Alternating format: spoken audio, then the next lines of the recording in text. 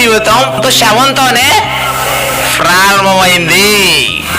మరి మన శవం చూస్తే మనకేమవుతుందండి? వణుకు కదండి.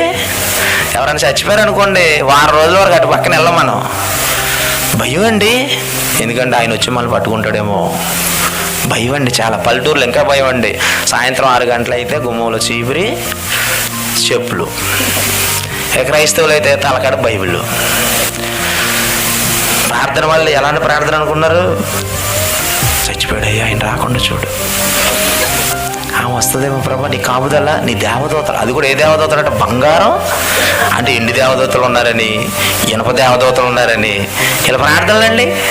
బంగారపు దూతలు కాపలాగాలంట. నువ్వేమైనా బంగారం ఇచ్చేప్పుడైనా దేవునికి?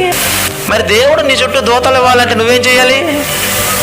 మన మీటింగే రావు, బైబిలే చదవము, అసలు మోకరించి ప్రార్థనే చేయం. ఒకటి చేస్తామండి, ఎప్పుడో తెలుసా?